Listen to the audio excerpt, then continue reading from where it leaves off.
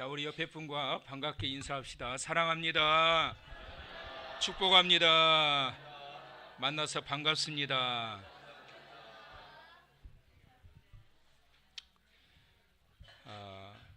우리가 지난달 5월 가정의 달을 맞이하면서 한 달 동안은 가정에 대한 말씀을 쭉 이어서 받았습니다.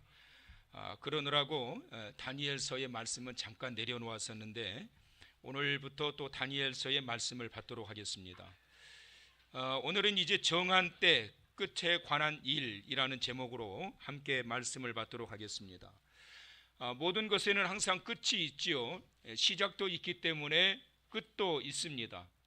시작이 굉장히 중요합니다. 어떻게 시작하느냐에 따라 출발할 수도 있고 아무것도 하지 않고 포기하며 살아갈 수도 있습니다. 그런데 시작보다도 더 중요한 것이 있는데 그것은 끝이지요. 마무리를 어떻게 해야 될 것인가. 일은 시작은 잘하는데 일은 잘 벌려놓는데 마무리하지 못하고 그러고 덮어버리는 그러한 경우가 얼마나 많이 있는지 모릅니다. 마무리를 잘 해야 되는데 왜 마무리를 잘 못할까? 여러 가지 이유가 있겠는데요.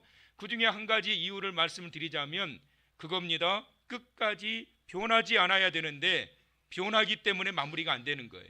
마음이 변합니다. 생각이 변합니다. 열정이 변합니다. 의지가 변합니다. 그래서 끝까지 가지 못하고 하다가 말아버리고 가다가 말아버리는 그러한 삶이 우리의 주변에 얼마나 많이 있는지 모릅니다. 초심을 잃지 않고 끝까지 가는 것, 이것이 얼마나 중요한지 모릅니다.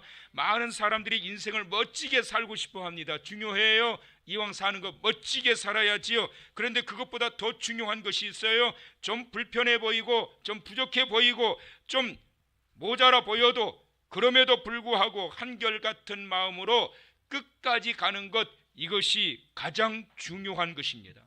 믿음의 사람은 주님과 함께 끝까지 해야 됩니다. 아멘. 사명의 사람은 사역과 함께 끝까지 가야 됩니다. 아멘. 그것이 중요한 거예요. 시작은 잘했는데 하다가 말아버리고 흐지부지 되어버리고 끝에 가가지고 오히려 변질되어져서 첫사랑을 잃어버리고 첫 열정을 상실해버리고 마음이 바뀌어지고 생각이 달라짐으로 인해 가지고 서로에게 얼마나 많은 상처와 아픔을 주는 경우들이 많이 있는지 몰라요. 60세 된 부부가 있었습니다. 두 부부는 동갑이었어요. 함께 생사고락을 이어오면서 결혼하고 난 다음에 60이 되도록 함께 결혼 생활을 했던 이 부부가 이제 우리 나이가 동갑이고 60년이 되었는데 우리 함께 축하하자고 케이크를 불을 올려놓고 촛불을 끄면서 함께 그동안 나와 함께 살아줘서 고맙다고, 그리고 함께 케이크를 끄고 불을 끄는데 그때 하나님이 나타나신 거예요. 하나님이 보시니까 기특해요. 지금까지 너희들 참 열심히 안 싸우고 잘 살았구나. 그래서 너희에게 내가 선물을 하나 주겠다.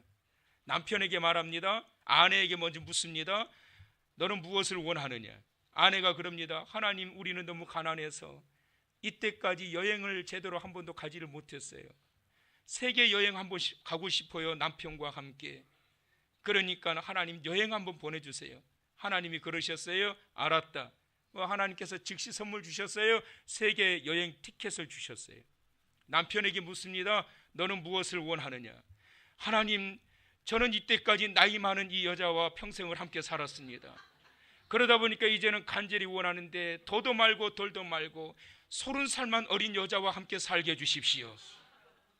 이 하나님께서 순간 이 아내 얼굴을 보니까 이 아내 얼굴이 순간 굳어져 가지고 표정 관리가 안 되고 큰 충격을 받은 느낌인 거예요. 잠시 하나님이 고민이 생기셨어요. 그러고 난 다음에 남편에게 이렇게 말씀하셨습니다. 알았다. 내가 네 소원도 들어오지 마. 펑! 그러고 바뀌었는데 60살 되었던 그 남편이 90살이 돼버렸어요. 제가 뒷이야기를 들어보니까요, 어떻게 되느냐 하면 세계 여행 티켓 받은 이 아내가 늙은 남편 놔두고 혼자 세계 여행 갔대요. 과한 욕심은 금물입니다. 끝까지 여러분 변하지 말아야 됩니다. 과도한 욕심이 변하게 하고 순수함을 상실하게 만들어서 결국은 변하게 하고 변질되게 하는 겁니다. 끝까지 사랑하고 끝까지 변하지 않는 믿음의 사람, 사명의 사람 되시길 주님의 이름으로 축원합니다. 이제 우리는 다니엘서의 말씀을 이어서 받게 되는데 6장까지의 말씀은 역사적인 내용으로 담겨져 있고 7장에서 12장 마지막 장까지는 예언적인 내용으로 담겨져 있어요. 5장은 바벨론이 멸망한 시대적 배경을 담고 있습니다. 어떻게 이 바벨론이 망하게 되었는가. 그리고 6장은 다리오 왕까지의 역사와 신흥제국 바사를 일으켰던 고레스 왕 시대까지 역사가 흘러갑니다. 그리고 7장에서는 바벨론 왕 벨사살 이 왕 원년으로 다시 거꾸로 돌아 올라가요. 벨사살 시대에 바벨론이 망했다고 그랬지요. 그래서 이 시대까지 올라가면서 무엇을 하나님이 말씀하고자 하는 거냐면 역사가 변질되고 사람이 타락했다. 역사가 변질되고 사람이 타락했다. 처음은 좋았고 처음은 영화로웠고 처음은 그 권세와 그 영광으로 인하여 참 좋았는데 갈수록 나라도 변질되고 사람도 변질돼서 어떻게 해요? 그 시대가 끝나고 다른 시대가 돌아오게 되고 그 시대도 끝나고 다른 시대가 돌아오게 된다. 그런데 여러분 그 끝이 있는데 더 중요한 것은 오늘 이 본문의 말씀에서는 우리 인생의 끝 마지막에 어떤 일이 일어나고 있는가를 잠깐 비추어 주고 계세요. 사실은 제가 오늘 설교 본문을 이제 8장으로 넘어가서 8장 준비를 다 해놨어요. 말씀을 다 준비를 해놨는데 아무래도 소론 부분에 있어서 제가 이 설교를 해야 8장의 부분이 여러분들이 이해가 깊어질 것 같아서 사실 오늘 설교는 소론입니다. 8장에 대한 소론을 설교할 거예요. 자, 그렇다면 오늘 우리가 읽었던 이 말씀은 어떤 내용인가? 자, 먼저 7장 10절의 이 말씀을 보시면 이런 말씀이 나옵니다. 불이 강처럼 흘러 그의 앞에서 나오며 그를 섬기는 자는 천천히요 그 앞에서 모셔 선 자는 만만이며 심판을 베푸는 뭐가 있어요? 책들이 펴져 있더라. 자, 그를 섬기는 자 그가 누굴까? 자 9절의 말씀을 우리 다 같이 한번 보실까요? 내가 보니 왕좌가 놓이고 옛적부터 항상 계신 이가 좌정하셨는데 그의 옷은 희기가 눈 같고 그의 머리털은 깨끗한 양의 털 같고 그의 보좌는 불꽃이요 그의 바퀴는 타오르는 불 같았다. 누구실까요? 예수 그리스도이시단 말이에요. 예수 그리스도께서 7장 그 다음 절 10절에 보니까 어떤 분으로 등장하고 계시죠? 심판주로 등장하고 계세요. 그 앞에는 뭐가 있어요? 책들이 펴 있어요. 그리고 어떤 자가 서 있어요? 천천히요 만만이다. 천천히요 만만이라고 하는 것은 숫자적인 산술적 개념으로 보면 안 된다고 그랬지요. 이것은 셀 수 없는 헤아릴 수 없는 엄청난 무리들이 서 있다라는 것을 의미하고 있는 거예요. 그 사람들이 전부 다 그 심판주가 되시는 예수 그리스도 앞에 딱 서 있는 거예요. 사람은 언젠가는 인생의 끝을 맞게 됩니다. 죽음의 순간을 경험한다는 겁니다. 많은 사람들이 궁금해하는 것이 뭐냐면 죽음 이후에 과연 나는 어떻게 바뀌게 될 것인가? 죽음 이후에 나는 어떤 모습으로 있을까? 죽음 이후에 나는 과연 어디에 가 있을까? 사후의 세계는 과연 어떤 곳일까? 그리스도인이 되었든지 그리스도를 믿지 않는 비그리스도인이 되었든지 간에 사후 세계에 대한 이 궁금증은 모두가 다 가지고 있습니다. 그런데 이와 같은 명확한 답변을 성경 이곳저곳에서 헤아릴 수 없을 정도로 사후 세계는 이와 같은 일이 있게 될 거라고 분명히 말씀하셨어요. 대표적으로 히브리서 9장 27절 뭐지요? 한 번 죽는 것은 사람에게 어떻게 됐다? 정하신 것이고 그 이후에는 뭐가 있어요? 심판이 있게 된다. 사람이 피할 수 없는 게 있어요. 저나 여러분이나 누구든지 피할 수 없는 것. 첫째, 사람은 누구나 다 죽게 되어 있어요. 안 죽고 싶어도 다 죽어야 돼. 죽음을 피할 수가 없어요. 두 번째, 피할 수 없는 길, 죽고 난 이후에 반드시 심판대 앞에 서게 된다는 거예요. 그래서 오늘 이 다니엘서 7장 10절에서도 심판의 한 장면을 보여주시는데 심판을 베푸는데 책들이 놓였더라. 시작. 심판을 베푸는데 책들이 놓였더라. 시작. 심판을 베푸는데 책들이 놓였더라. 시작. 심판주가 누구시라고요? 예수 그리스도. 자, 여러분, 책이 왜 있을까? 세상 법정에서도 재판을 할 때 재판장이 판결을 할 때 그냥 자기 기분 따라서 하지 않아요. 너 보니까 너 기분 나쁘게 생겼어. 그래가지고 징역 한 10년 때려버리고, 너 보니까 참 마음에 든다, 외형을 보고 너는 석방, 이렇게 하지 않는단 말이에요. 물증을 가지고 충분한 근거에 의해 가지고 뭘 하죠? 재판을 내린단 말이에요. 자, 우리 하나님께서 하나님이시라도 하나님께서는 아무런 근거나 물증 없이 너 안 되겠어, 너 지옥 가, 막 이렇게 하시는 게 아니란 말이에요. 너 마음에 들어서 너 면류관 받아라, 하나님이라도 그렇게 하시는 하나님이 아니라 근거에 의해 가지고 그 물증을 가지고 하나님께서 심판을 하시는데, 그것이 바로 책들이 펴 있고, 시작, 책들이 펴 있고, 심판을 베푸는데 그 책들이 펴 있는데, 그 책이 저와 여러분이 이 땅에서 살았던 물증들이 다 기록되어 있단 말이에요. 우리들이 이 땅에서 살아가는 동안에 잘 살아야 할 이유가 이것입니다.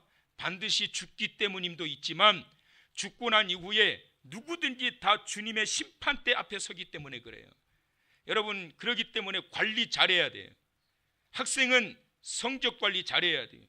내신이 좋아야지 학교도 잘 들어가고, 내신이 평소 학교 생활에서 성적 관리 잘해놔야 나중에 사회생활도 유리해요. 유명한 그러한 사람이 되고 싶다라면, 꿈의 사람이 되어서 성공하고 싶다라면 인맥 관리도 잘해야 돼요. 성도는 어떻게 해야 될까요? 이 땅에 사는 동안 하늘나라 나의 생명책에 따라서 합시다. 자기 행실을 관리하라.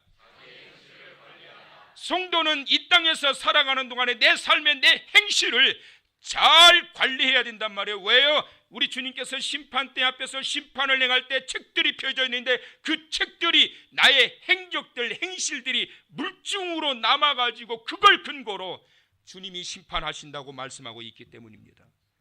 세상에 사람들이 얼마나 잘 살았나, 이걸 검증할 수 있는 방법이 하나 있어요. 그게 뭐냐면 애경사를 보면 알아요. 저 사람이 정말 즐거운 경사스러운 일을 만났을 때 얼마나 많은 사람들이 와가지고 가식이 아닌 진심으로 정말 축하한다고, 잘 됐다고, 며느리 잘 맞았다고 좋아가지고 축하해. 슬픈 일을 만났을 때 많은 사람들이 와서 함께 같이 울어주고 정말 안타까워해주고, 그래서 애경사를 보게 되면 이 사람이 정말 잘 살았구나, 이러한 것들이 객관적으로 검증이 되어지고 보여지게 되는 거예요. 그런데 하나님은 이런 객관적인 증거를 통해 가지고 모든 일들을 판단하시는 것이 아니라, 하나님의 판단은 굉장히 주관적입니다. 그리고 사실적입니다. 그리고 구체적입니다. 하나님이 다 하신단 말이에요. 제가 따라서 하시라고 그러면 따라서 잘 하시지요. 옆에 사람한테 하나님이 다 아셔. 시작.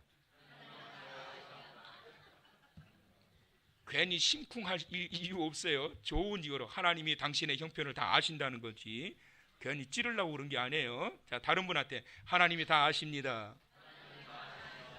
믿으세요? 하나님 앞에 모든 사람이 심판을 받게 되는데, 그 심판대 앞에는 책들이 펴져 있습니다. 그 책에는 이 땅에서 우리가 어떻게 살았는지 이 책을 보고 심판하시는데, 그렇다면 그 책에 어떤 것들이 기록되어 있을까? 성경에 그 내용들이 나와 있어요. 자, 로마서 14장 10절에 보면, 내가 어찌하여 내 형제를 비판하느냐, 어찌하여 내 형제를 업신여기느냐, 우리가 다 어디에? 하나님의 심판대 앞에 서리라. 시작. 하나님의 심판대 앞에 서리라. 누가요?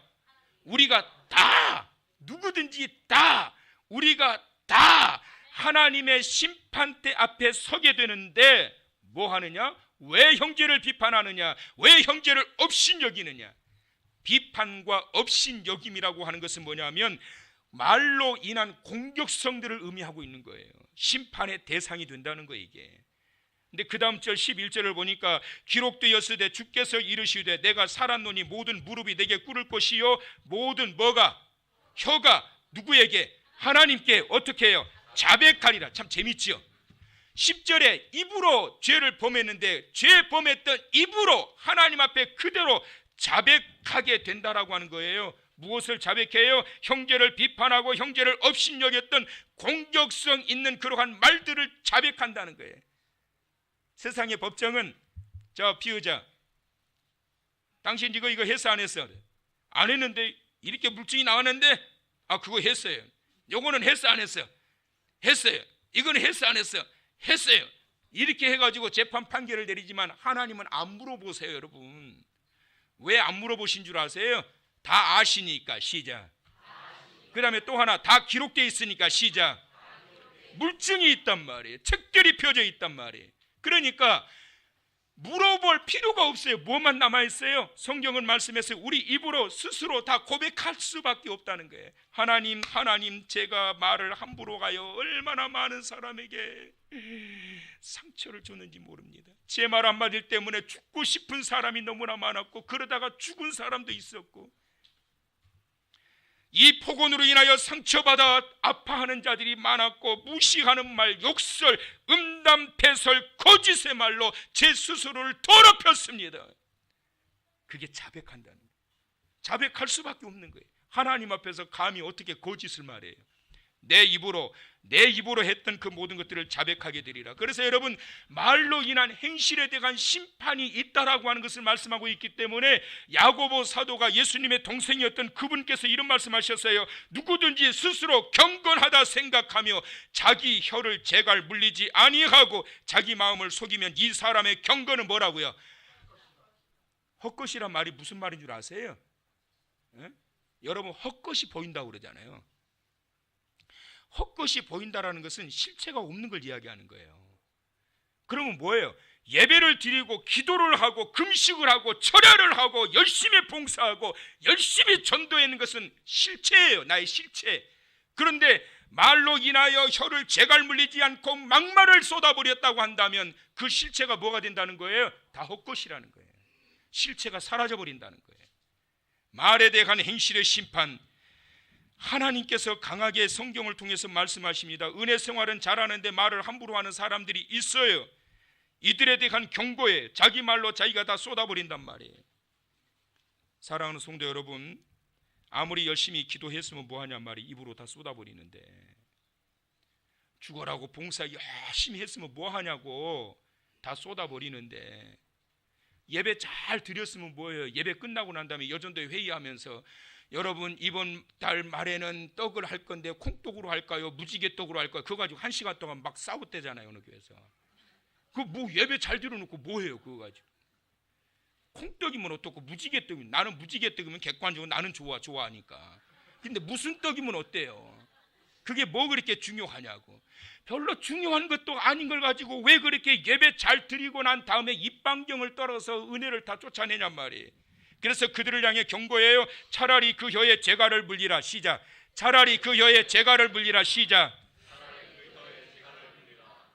누구를 위해서 재갈을 물리라고 그런 줄 아세요? 나를 위해서. 시작.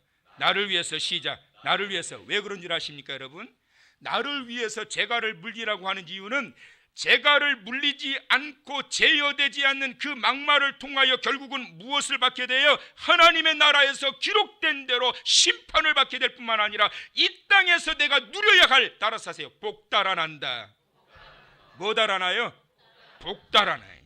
옛 선조들은 복에 민감했어요. 밥 먹으면서 막 떠들고 말하고 그러면 혼났어요. 밥 먹다 말고. 복 달아난다고. 다리를 달달달달달 떨고 앉아있으면 다리를 갖다가 얻어맞았어요. 복 달아난다고. 복에 대해서 민감하단 말이에요. 주신 복을 우리가 잘 유지해야 되는데, 그러기 위해서 나를 위하여 내가 제어가 안 되고 자제가 안 된다라고 한다면 재갈을 물려라. 말에 실수가 많은 사람은 과묵과 침묵이 은혜이다. 시작. 과묵과 침묵이 은혜이다. 시작. 이게 좀 제어가 안 된다 생각하면 비결을 딱 하나예요. 그냥 입 다물고 계세요. 그냥 제어가 안 되면 입 다물고 계세요. 그러면 무게감 있다라는 말은 들어. 그래도 입방정 떨어봐요. 하나님의 공의로우신 심판에 대한 두려움을 가져야 됩니다. 그렇기 때문에 이 말을 통하여, 인자한 말을 가지고 사람을 감화시키고 갈 길을 잃은 영혼들을 주님 앞으로 인도해 갈 수 있는 생명의 언어가 나타나기를 축원합니다. 멋지게 이렇게 좀 인자한 말을 가지고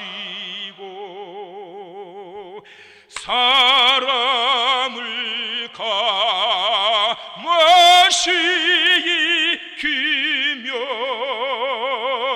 갈 길을 잃은 무구리를 잘 인도. 쳐다보지 나오지 마시고 따라서 합시다. 잘 인도하게 하소서. 원하시면 인자한 말을 가지고 사람을 감화시키고 갈 길을 잃은 영혼들을 잘 인도해 갈 수 있는 생명의 언어, 능력의 언어, 세워주는 언어, 그러한 거룩한 입술을 통하여 하나님께서 기뻐하시는 일들을 위해 쓰임받게 되는 하나님의 사람 되시길 축원합니다. 여러분, 이스라엘 백성들이 가나안 목전에서 온갖 불평과 불만을 쏟아내요. 가나안 목전, 하나님의 축복의 그 자리가 바로 눈앞이에요. 그런데 10명의 정탐꾼들이 세상적이고 인간적인 선동의 영향을 받아가지고 백성들이 난리가 났어요. 그러자 민수기 14장 27절 시작. 나를 원망하는 이 악한 회중에게 내가 어느 때까지 참으리야. 이스라엘 자손이 나를 향하여 원망하는 바 그 원망하는 뭐를? 원망하는 말을 내가 들었노라. 원망하는 말을 내가 들었노라. 그 말을 내가 들었노라. 자, 14장 28절 한 줄 더 보실까요? 시작. 그들에게 이르기를 여호와의 말씀에 내 삶을 두고 맹세하노라. 너희 말이 내 귀에 들린 대로 내가 너희에게 행하리니. 너희 말이 내 귀에 들린 대로. 주님이 다 듣고 계세요, 여러분. 응? 들으시려고 해서 들으시는 게 아니고 다 들린다고. 다 들려요. 그런데 들린 대로 내가 행하리라. 그대로 하나님이 갚으시겠다라는 거예요. 마음과 생각과 말을 위해 기도하는 자 되시길 바라고, 주신 복 달아나는 행동하지 마시고 복 위에 복이 더하여질 수 있는 거룩한 입술, 긍정의 언어술사, 생명력 있는 그러한 입술들 되시기를 축원합니다. 당신의 입술에 축복이 있을지어다. 옆에 사람한테 시작. 자, 원하시면 크게 아멘. 자, 한 번만 더 해. 입방정 떨지 맙시다. 시작. 두 번째, 혀에 재갈을 물리라는 이유가 뭐냐면 다른 사람들을 보호하시기 위해서. 하나님, 정말 위험한 말이 어떤 말인 줄 아세요? 나오는 대로 뱉어버리는 거. 나오는 대로 다 뱉어버려요. 상대방이 어떻든지 배려도 없고 생각도 없고 그냥 나오는 대로 뱉어버려요. 정제되지 않고 절제되지 않는 말들 나오는 대로 뱉어버려요. 그랬을 때 반드시 어떤 자가 생기느냐 하면 상처받는 사람이 생겨요. 형제 중에 한 사람이라도 너로 인하여 실족당하는 자가 있다면 차라리 연자 맷돌을 목에 들여서 바닷물에 빠뜨리우는 것이 나으니라. 왜 그럴까요? 더 큰 피해자가 없게 하기 위해서. 하나님의 심판대 앞에서 책들이 펴져 있는데 말에 대한 그 심판을 하시는데 두 번째 또 하나 있어요. 그것이 뭐냐면 자기의 행위를 따라 기록된 대로 심판을 받아요. 자, 요한계시록 20장 12절 보면 또 내가 보니 죽은 자들이 큰 자나 작은 자나 그 보좌 앞에 서 있는데 뭐가 펴 있어요? 책들이 펴 있고 또 다른 책이 펴져 있으니 곧 생명책이라. 죽은 자들이 뭘 따라? 자기 행위를 따라 시작. 책들에 기록된 대로 심판을 받으니. 사람이 죽으면 그 죽음으로 모든 것이 끝나지 않아요. 다시 부활하는데 생명의 부활로, 또 영원한 사망의 부활로 다시 부활하게 되는데 반드시 심판이 있다. 자, 계시록 20장 13절 시작.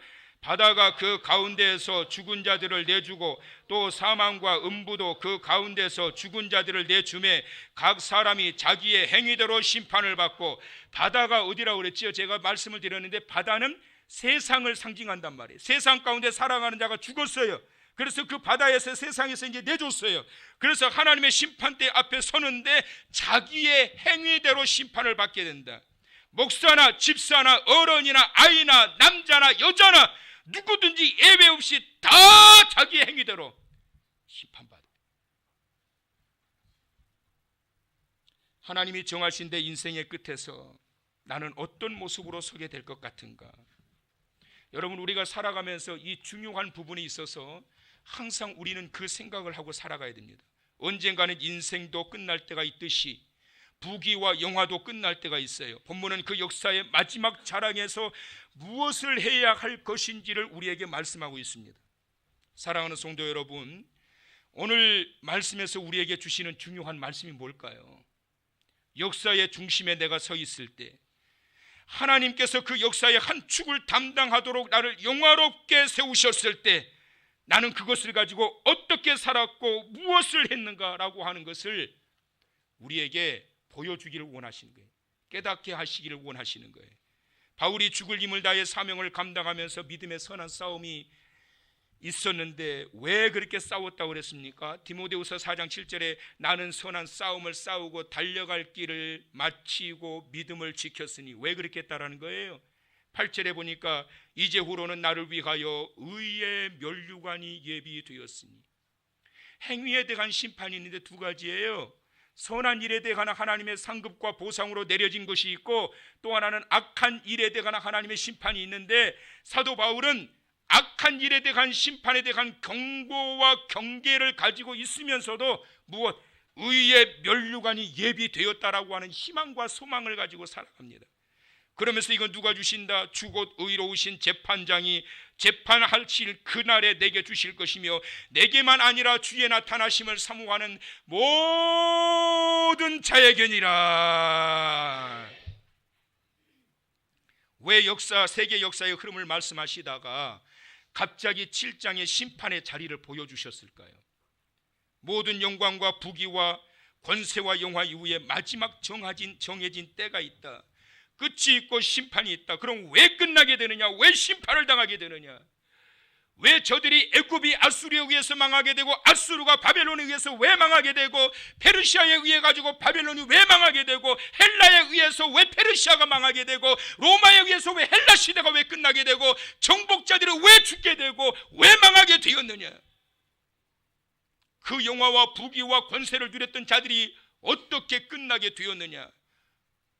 왜 촛대가 옮겨지게 되었느냐? 세계 정복했던 정복의 나라들의 촛대가 왜 옮겨지게 되었으며, 그 부귀와 권세를 누렸던 그들의 촛대가 왜 옮겨지게 되었느냐? 소두에 말씀했던 것처럼 처음의 생각과 마음이 부패하고 썩었고 변질되어졌기 때문인 거예요. 하나님은 이것을 통하여 역사의 흐름의 상황 속에서 이 택하신 백성들에게 그 말씀을 하고 싶으셨던 거예요. 하나님이 세워주셨을 때 잘하라는 것이에요. 하나님이 기회를 주셨을 때 기회를 놓치지 말라라는 거예요. 왜이죠? 마지막 심판 때 앞에서 다 같이 그때에는 부끄러움 없어야지 우리 서로 옆 사람한테